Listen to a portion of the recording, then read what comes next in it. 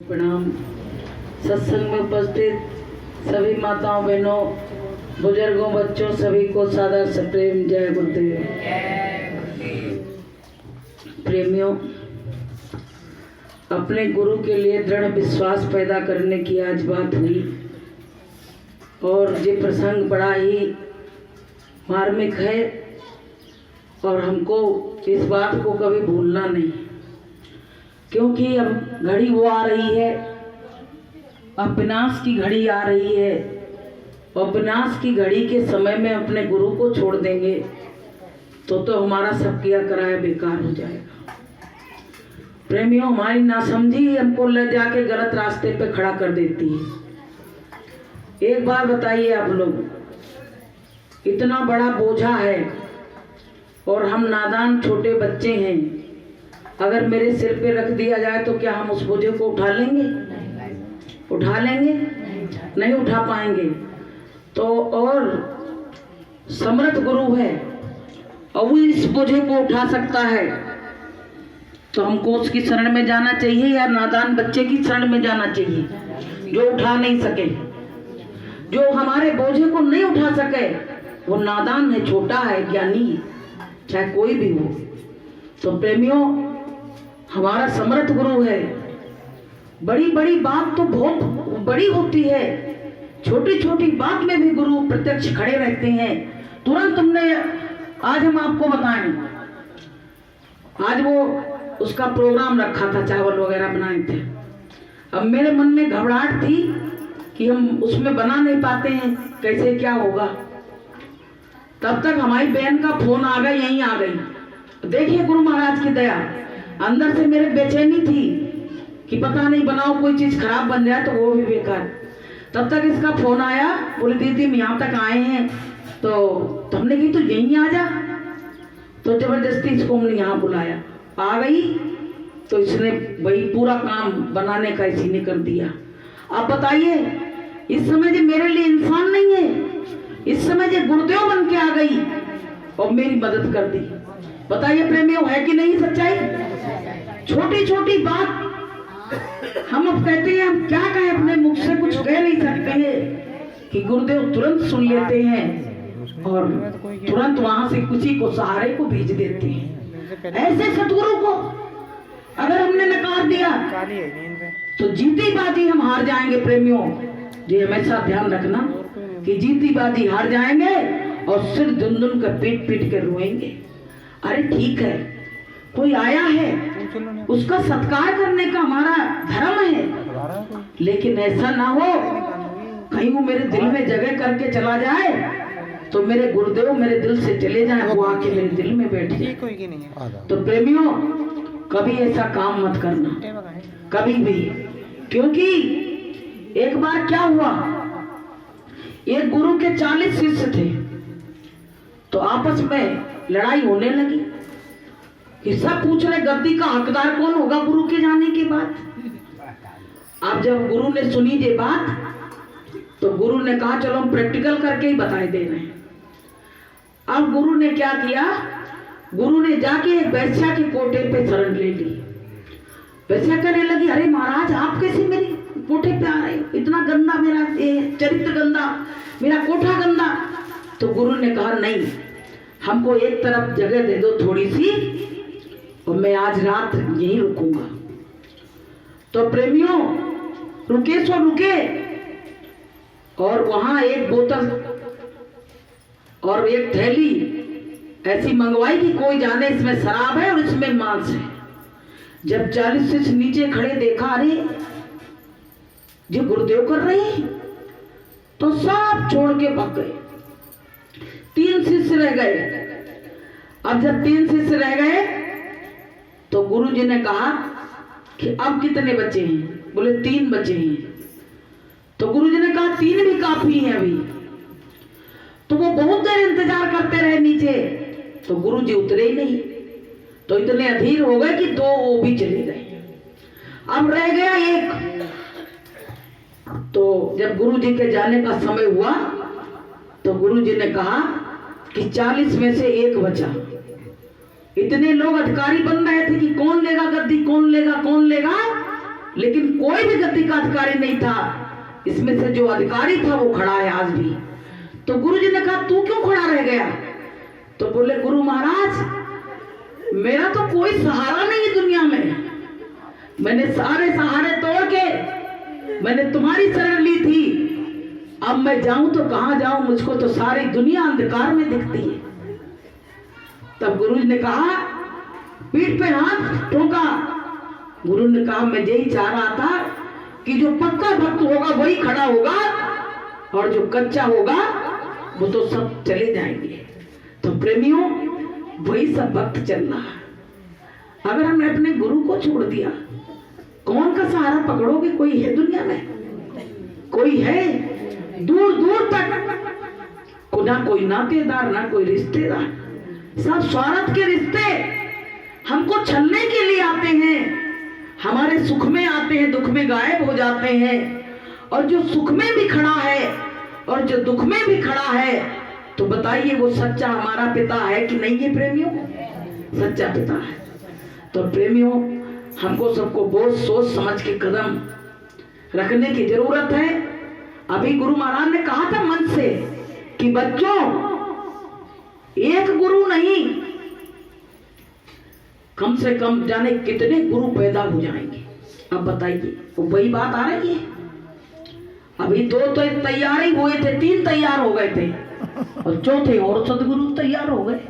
बताइए अभी तो बहुत कम है, अभी तो छठवीं के वक्त तक बहुत बन के आ जाएंगे।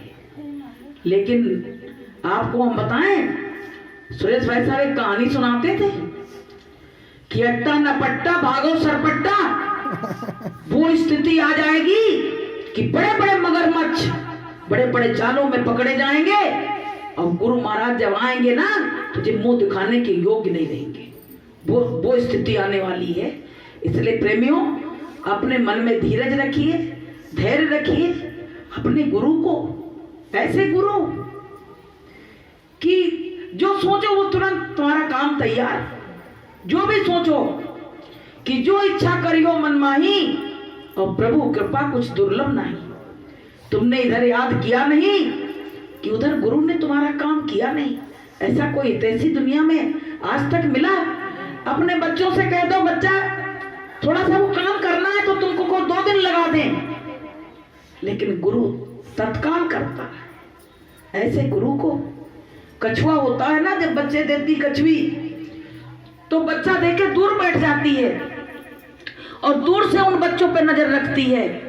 ऐसे ही प्रेमियों हमारे गुरु महाराज हैं, दूर हमको बैठे देख नहीं है पर उनकी दृष्टि मेरे ऊपर से कभी हटती नहीं है, कभी नहीं हटती है। तो प्रेमियों हम ऐसे गुरु को बार बार नमन करते हैं और ऐसे गुरु को हम बार बार प्रणाम करते हैं। हमको बस हम इतने पागल थे अपने गुरु से बैठ के कभी ऐसी बात नहीं कर पाए, क्योंकि इसके बारे में मुझको कभी सोच भी नहीं आई मेरे मन में कि ऐसा आगे चल के समय आएगा और एक नहीं अनेक गुरु बन जाएंगे। तो प्रेमियों हमको अनेक नहीं एक की जरूरत है। एक की जरूरत है कि एक है साधे सब सधे और सब साधे सब जाए। कभी कभी ऐसा लगता है जब बहुत बवाल पैदा होता है तो लगता है अरे गुरु महाराज क्यों इतने चुप हो? क्या आपको बोलना नहीं आता है? क्या आपको जनता के सामने आना नहीं आता है? क्या नहीं आता? आप तो इतने समर्थ हो और फिर भी हम लोगों को तो बहुत बातों का सामना करना पड़ रहा है। हमको बुरा लगता है कोई गुरु की चर्चा के सिवाय अन्यत्र कोई चर्चा करता है तो बहुत बुरा लगता है। तो प्रेमियों ये गुरु महाराज मेहनत करवा रहे हैं, इस पे पानी नहीं फेरना। प्रेमियों अपने घर में बैठ के उस मालिक की याद करना, नहीं जा पाओ सत्संग में तो अपने घर में बैठे रहना, पर गुरु को छोड़ के कहीं जाना नहीं है, कहीं जाना नहीं। प्रेमियों कहा भी गया उसके लिए, गुरु के लिए कि जतन बताए जइयो कैसे दिन कटी है, जतन बताए जइयो कैसे दिन कटी है। गहरी नदिया नाव पुरानी, गहरी नदिया नाव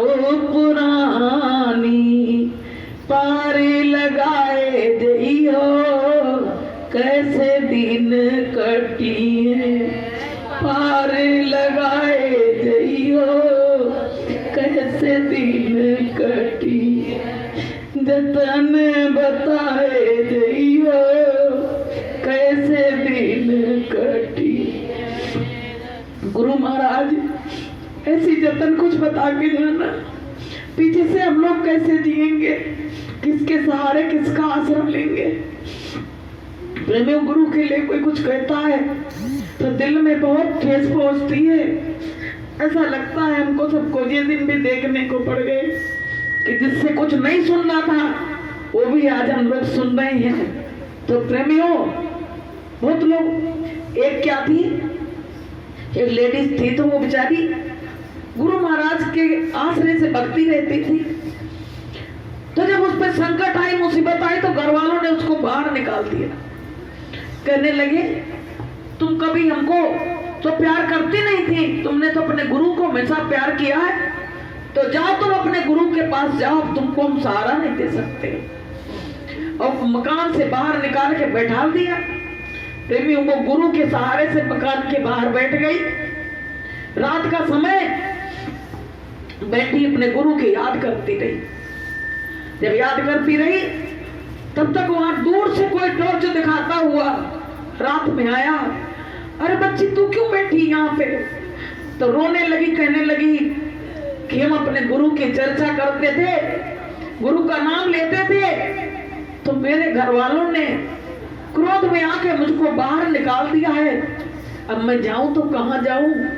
मैं कहीं जाने के लायक नहीं बची हूँ। तो गुरु महाराज ने, वो गुरु महाराज ही थे, कहने लगे बच्ची, तुम बड़ी सौभाग्यशाली है कि इतनी ठोकर खाने के बाद तूने मेरा नाम नहीं भुलाया, तो मैं तुमको कभी छोड़ नहीं सकता हूँ। मुझको तो ऐसे शिष्यों की जरूरत है जो एक भरोसा रख के, एक विश्वास रख के इस कार्य, इस रास्ते पे चले। हमको ऐसे शिष्यों की जरूरत है।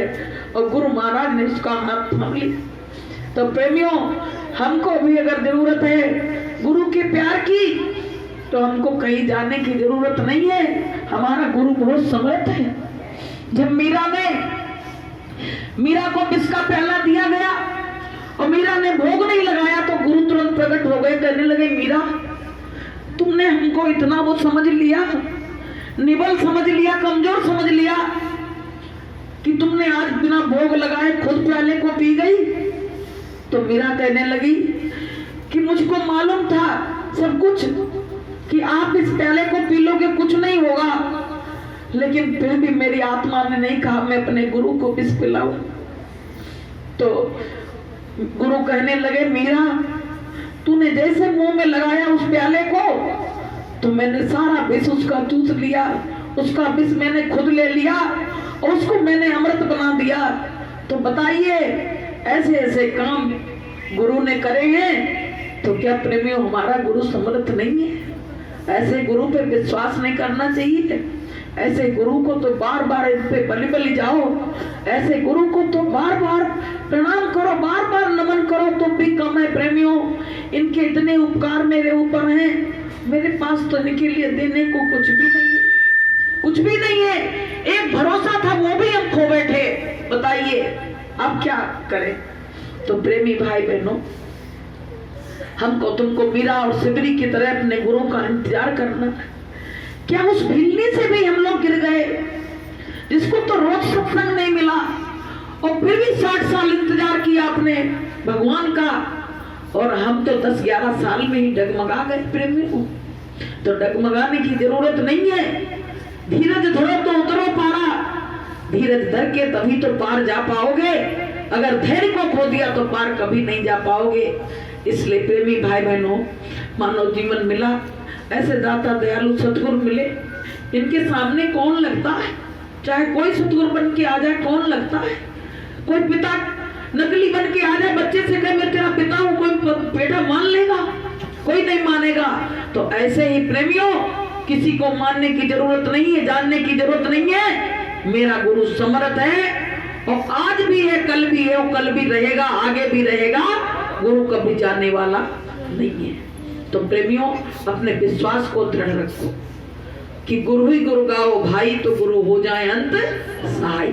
गुरु महाराज कहते, बच्चों, जब तुम्हारा चोला छूटता है, जब जीवात्मा निकलती है, तुरंत पता पड़ जाता है, मैं तुरंत उसकी संभाल कर देता हूँ, बताइए। और नाते रिश्तेदारों को तो फोन खटखटाओ तब भी नहीं आते जल्दी, और गुरु वहां से तुरंत उसकी संभाल करता है। ऐसे दाता दयालु सतगुरु को हम छोड़ेंगे अगर, तो जीवन में कभी सुखी नहीं रह सकते, चाहे कुछ भी हो जाए। इसलिए प्रेमी भाई बहनों, ये मतलब उड़ाना नहीं है, ये एक समझाइश है। ऐसा ना हो कहीं हम डगमगा जाए, ऐसा ना हो कि इतने दिन से पाठ पढ़ाया उस पाठ को हम भूल जाएं और दूसरा पाठ कहीं मेरी जिंदगी में खुल जाए तो मेरा जीवन बेकार हो जाएगा। इसलिए प्रेमी भाई बहनों, मैं कुछ कहने योग्य नहीं हूँ, फिर भी जब गुरु की चर्चा बात आती है, अभी हमको सुबह पता पड़ा कि उस बच्चे ने कहा कि हमारे जो एक रिश्तेदार थे वो तो गुरु महाराज को छोड़ के इसमें ही आ गए, तो बड़ा धक्का लगा। पुराने लोग छोड़ के और जिस सतगुरु के चरणों में आ गए, बताइए। पहले मेन सतगुरु को छोड़ के नकली सतगुरु के चरणों में, तो बड़ा तब से दिल में बड़ी वो उठ रही, उलझन उठ रही कि ऐसा ना हो कि सारे प्रेमी ऐसे उलझ के इसमें रह जाएं और गुरु महाराज की मेहनत सब बेकार हो जाए। तो प्रेमियों, गुरु समर्थ है, हाथ पकड़ लिया है, छोड़ने वाला नहीं है, चाहे तुम जितना छुड़ाना, देर अबेर तुमको वहां जाना ही पड़ेगा। जैसे कोई स्त्री होती है ना, तो कहती जे पति अच्छा नहीं लग रहा तुम दूसरा करेंगे, और वहां जाती तो अपार कष्ट मिलता है, तो कहती अब हमको जगह दे दो अपने घर में फिर से आने की। ऐसे ही प्रेमियों ये हाल हो जाएगा अगर हम गलत रास्ते पे चले तो हमको अपने मालिक पे पूरा भरोसा रख के अपने गुरु जी के लिए, अरे रो इनके लिए, बिलखो, चिल्लाओ, इनसे दया मांगो, देखो तुमको कितनी दया मिलती है। लेकिन हम तो वो राजनीति मत करो, राजनीति नहीं करो, इसमें इसकी जरूरत नहीं है, ये धर्म नीति है, इसमें राजनीति की जरूरत नहीं है। गुरु समर्थ है और वो सबको देख रहा है, सबके बिगड़े काम बनाए गुरु महाराज ने, कोई माने या ना माने। हमारे तो भाई बनाए, हम तो कहते हैं मेरा तो बनाया, मेरा जीवन बदल गया। सबके बनाए प्रेमियों। एक छोटी सी बात और हम बताते हैं, अभी हम इंदौर गए थे, वहां एक प्रेमी से मुलाकात हुई। देखो कितनी बढ़िया बात है, यहीं पे लागू हो रही है। तो किसी उस पे व्हाट्सएप पे आ गया गुरु महाराज जीवित हैं और इसका प्रचार पूरे में कर दो। तो उसने क्या किया, पर्चा छपवाए जीवित के, और उसके लड़के को हो गया ब्लड कैंसर। उसका लड़का बिल्कुल जिंदगी और मौत से जूझ रहा, और इसने क्या किया, गुरु महाराज के आगे लिटा के और पर्चा पूरे में बांटने लगा कि गुरु महाराज जीवित हैं, गुरु महाराज जीवित हैं। तो इंदौर आश्रम पे भी आया वो बांटने के लिए। तो राजा जी ने भी कही, बोले तुमको कैसे प्रमाण है, मतलब किस तरह कह रहे हो। उसने कही नहीं प्रमाण है, जीवित हैं। उसने क्या किया, जगह जगह पर्चा साफ, जैसे लीलाधर लिखता है ना जगह जगह, ऐसे उसने साफ चिपका दिए। अब प्रेमियों देखिए गुरु महाराज की क्या दया हुई, खाली जीवित कहने से वो लड़का को आए, लेके डॉक्टर के पास गए। डॉक्टर ने कहा इसका तो जो ब्लड कैंसर था ना, वो तो अब इसमें तो कोई सिम्टम्स दिख ही नहीं रहे हैं, इसका ब्लड कैंसर सही हो चुका है। बताए, बोलिए प्रेम से, बोले इसका ब्लड कैंसर सही हो गया। मुझको कुछ डाउट था, रिपोर्टें ऐसी आई थी, मुझको लग रहा था ब्लड कैंसर हो गया, इसका तो कैंसर सही हो गया। अब ये लड़का तुम्हारा धीरे धीरे सही हो जाएगा। प्रेमियों, उस दिन वो व्यक्ति हमसे मिलके इतना रोया कि कुछ कहने नहीं, कहने लगे आप लोग तो गुरु महाराज के जीवित की बात करते हो, तो हमको बहुत अच्छा लगा। और प्रेमियों, और कहने लगा खाली जीवित का प्रचार करने से इतना बड़ा हमको गुरु महाराज ने उपहार दिया, मेरा बेटा सही कर दिया, और जो गुरु महाराज को जिंदा समझेंगे उसको गुरु महाराज कितना बड़ा उपहार देंगे, बहुत बड़ा उपहार देंगे। तो उसने एक ऐसी बात कही, बोले जो जीवित समझते हैं उनके अंदर ताजगी है, और जो गुरु महाराज को कहते चले गए वो सब फ्यूज हो गए। तो बात जब मेरी समझ में आई, मैंने वाकई में ये बात सत्य है। तो प्रेमियों, जब ब्लड कैंसर वो सही कर सकते हैं तो क्या नहीं सही कर सकते हैं। ब्लड कैंसर कोई छोटी मोटी चीज नहीं होती, पूरे ब्लड में कैंसर के कीटाणु चले जाते हैं, फिर कोई ठीक नहीं होता है कभी भी। इधर उधर का कैंसर होगा, ठीक हो जाएगा, गांठ निकाल दी जाएगी, लेकिन जो ब्लड में मिल गए वो कभी ठीक नहीं होते। अब उनको भी गुरु महाराज ने केवल जीवित का प्रचार कर दिया तो उसको भी सही कर दिया। तो ऐसे गुरु के लिए बोलिए प्रेम से। तो प्रेमियों, कभी डगमगाना नहीं, वो पेड़ मत बनना जो आंधी में उखड़ जाते हैं, वो पेड़ बनना जो आंधी आते भी नहीं उखड़ते हैं। ऐसे शिष्य बनना गुरु के, ऐसे बनने की जरूरत नहीं है।